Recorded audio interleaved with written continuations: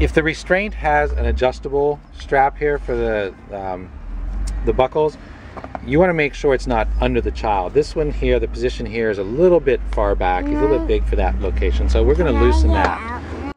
Yep, you can jump out. Buckle. Okay, let's get this one. There you go. You can step out for a second. So you can see where that was on him. We're just going to move it out one, and then it'll be a pretty good fit. So you see this has 3 different positions. Okay, so this one's a little bit snug. We'll move it to this one for him, and then it'll be a pretty good fit. So. Mom, are we going to make the show yet? And to do that, you're going to... Mommy, I want to make my show. I'm just going to flip this back out of the way for now. This is booster mode. I just put that little stand in, but we'll put it back to harness mode. So this is the bottom of that strap. You slide it to the side so it comes out of that notch there.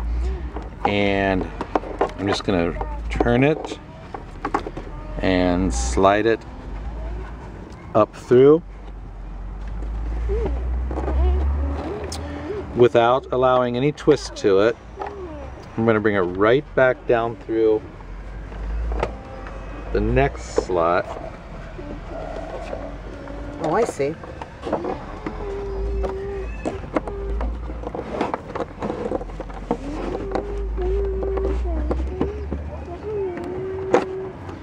And we'll put it right back in just like it was before, but 1 notch further forward. So that now it's locked, it can't come out now. And now we've got it in our second position. It'll be more comfortable for him, for his side. When you put your knee in there, it's good because it's... Yeah, it just gives you a little more leverage. I see. To pull on that. Because you're compressing it. Right, as I tighten it down. That's a good trick though, instead of just trying to push it with your hands, especially if maybe you don't have a lot of, you know, force in your hands. Yeah, especially for people that don't have a strength advantage. It's a great idea. Right, we're going to do a tether. I'm not a big fan of moving car seats around, even with infant seats. I like them installed once and leave them in there.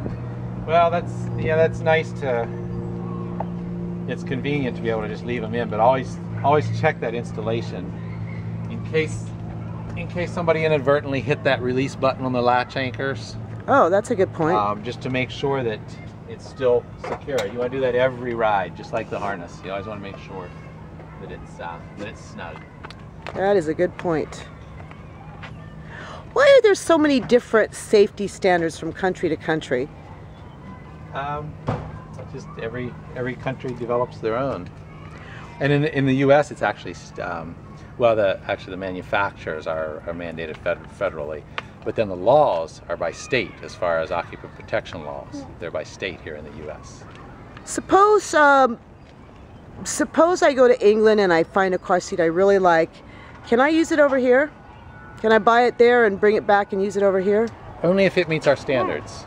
And whether it'll say that on the label, I don't know. You'd have to do some research on that to see if it would actually meet the U.S. standards. I see. So we're going to take this excess here and just roll it up. It's got a little elastic strap that we're going to tuck it in so it's not dangling around here, getting in the way. Like that. And then I'm assuming one should make sure they don't put anything on the straps, because that could compromise the... I mean, if you put, I don't know. Yeah, you don't want to load stuff against to where there's weight pressing against them. Yeah. Yeah, they should be able to do their job there, like that. So that should just be free and clear.